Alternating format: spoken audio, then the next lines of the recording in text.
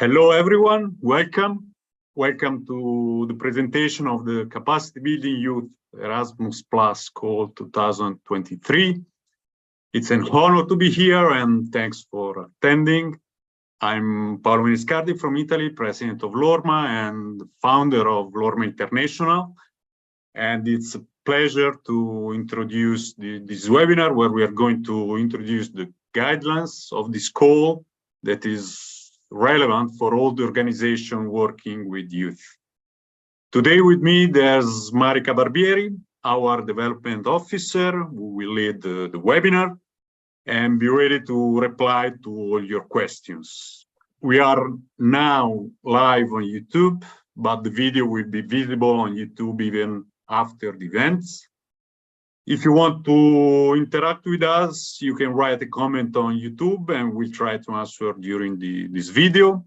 If there are too many questions or there are questions that we are not able to reply to, we'll give you our email address to send your question or comments, and in case, we can consider to organize another webinar in the future on this topic.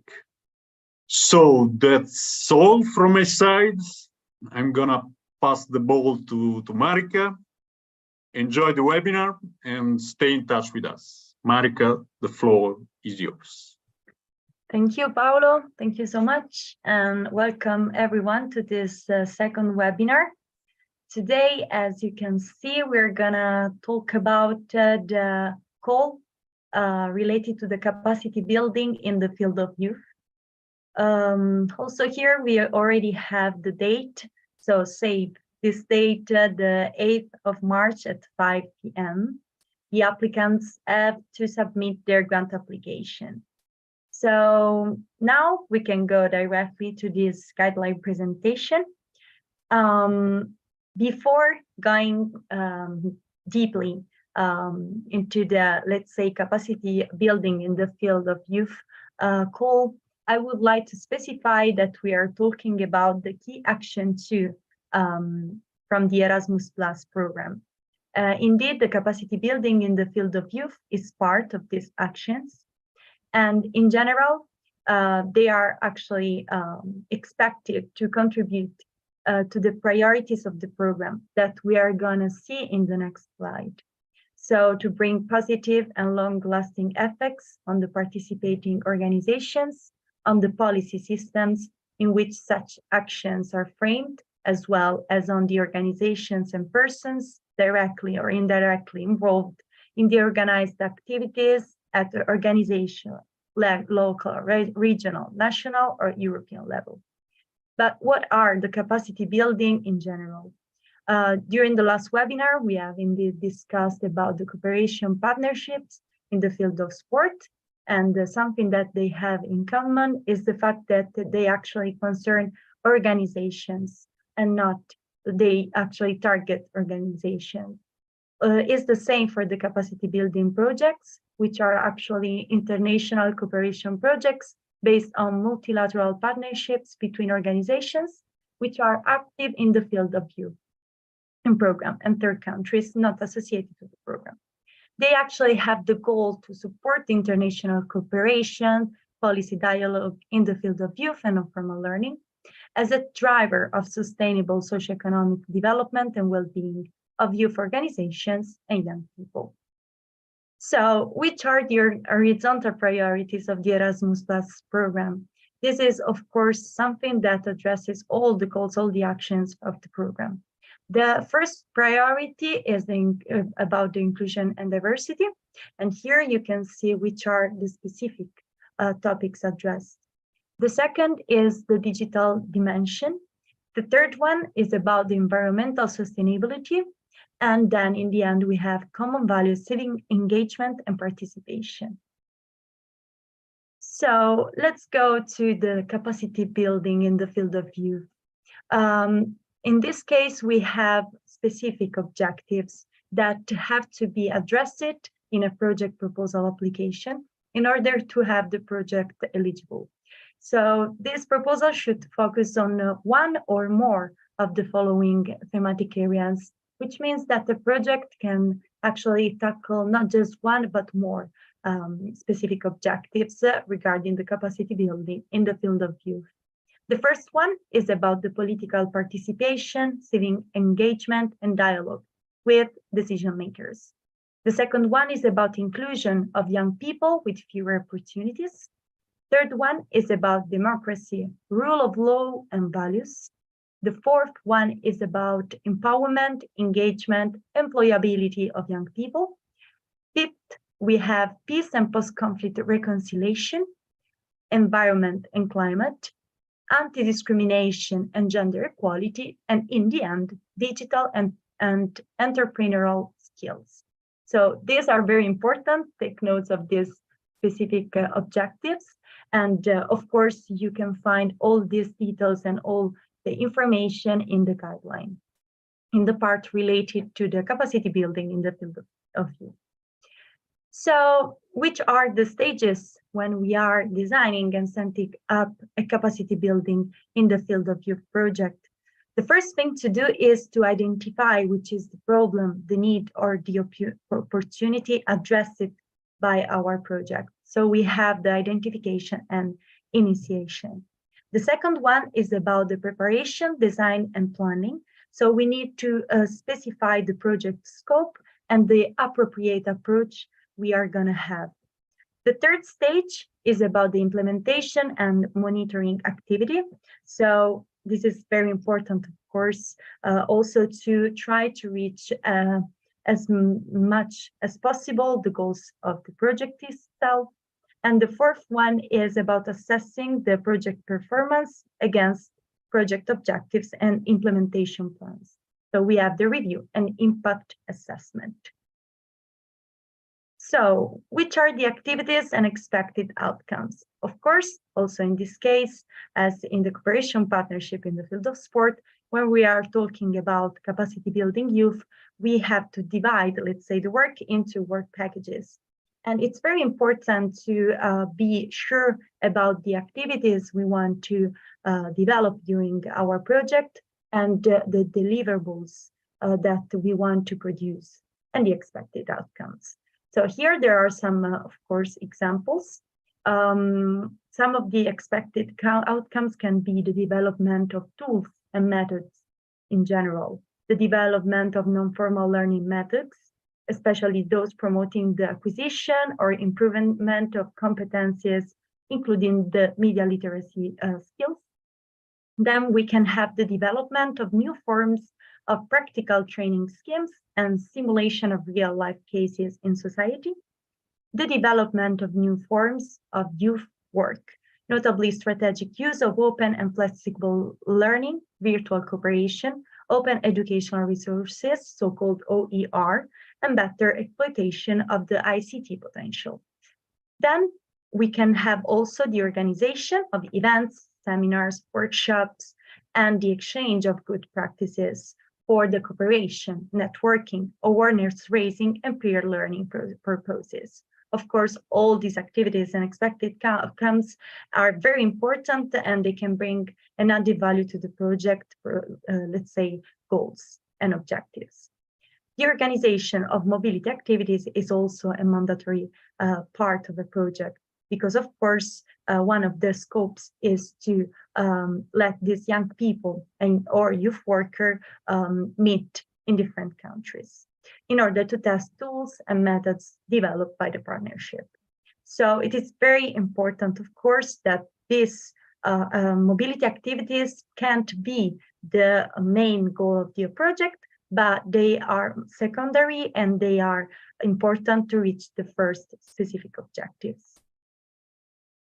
So also in this case, we have 4 award criteria, which are very important. Indeed, after the project application has been submitted, after some months, each applicant will receive, let's say, a result, a feedback from the European Commission. And here we have the 4 award criteria. So the first one is about the relevance of a project. Capacity building of youth profile project proposal has to be relevant. And the maximum score is 30 points, the minimum is 15. The quality of the project design and implementation has to be high, with a maximum score of 30 points and a minimum of 15.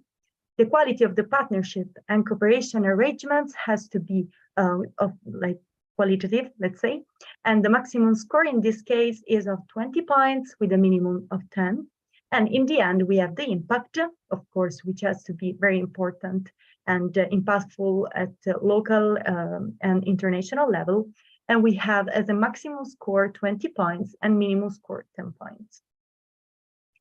So let's go to the applicant profile. This part is very important because it is about the, let's say, profile of those who are going to submit the project in the portal of the funding and tenders. So the applicants, so in this case, we're talking about the coordinators and full partners. So those who are part of the consortium, they must be legal entities. They can be non-governmental organizations, NGOs, including European youth NGOs and national youth councils, working in the field of youth, of course, because we're talking about the capacity building in the field of youth. They can be public authorities at local, regional, or national level, but they can't be coordinators if they are public or private companies of any size. But public or private companies can participate, but as full partners and not as coordinators, so not as applicants. So those who have, let's say, the role to submit the project application and are in charge of the coordination of the project itself. Who can apply in general? Which are the countries? So let's go through this slide where we actually can see that the applicants should be established in one of the European member states, so one of the 27 countries here listed, but you can find them listed in the program guide in part A, where there is the description of those who are the eligible countries. Then we have third countries associated to the program, so 6 countries: North Macedonia, Serbia, Iceland, Liechtenstein, Norway, or Turkey. Or organization in third countries not associated to the program, but only from regions 1 and 3. So not from the other regions that are not associated to the program. And you can find here the countries listed. So those from the Western Balkans or South Mediterranean countries. So how has the consortium to be composed?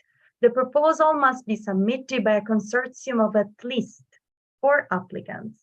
So there is a minimum of partners. Of course, 1 as a coordinator and 3 as full partners, which complies with the following conditions. Let's go through them. So covering at least 1 European member state or third country associated to the program, and covering at least 2 eligible third countries not associated to the program. In general, regarding the activities, they must take place in the country of the applicant organizations, so those of the coordinator and full partners. Now, next step is about the budget. So the EU grant per project can vary from 100,000 euros to a maximum of 300,000 euros. And this action follows a lump sum funding model. The duration of a project can be different. It can be of 12, 24, or 36 months. And here it's very important to clarify the length of a project. So 12, 24, or 36, which means that the project can't be of, for example, 30 months. The extensions can be possible, of course, but there must be a real, let's say, justification of this extension. So these are some useful links. The first one is about the Erasmus Plus program guide, where you can find all the information I have shared here in this webinar. And the second link is very important because it's the one of the Funding and Tenders portal, where the project applications, once ready, can be submitted by the deadline. So again, the 8th of March, 2023 at 5 p.m. Set time, Brussels time. So before closing this session and maybe going to the questions you will have for me, I would just to briefly present myself again. I'm Marica Barbieri, Development Officer of LORMA. And LORMA International is actually the international sector of LORMA, which is a professional educational agency. And we work mostly with the sport, education, social entrepreneurship, and of course, youth is one of our main targets. So here you can find the link if you want to know more about us, but you also have here my email, which is development.ormaside.it for any question, doubt. So thank you for your attention and thanks for being here again. Okay. Marica, there are no questions so far. So okay. Close. All right. So thank you once again. Then I think we can just close. You can review this webinar if you want, because there will be the registration on YouTube, the recording on YouTube. So thank you and have a great holidays.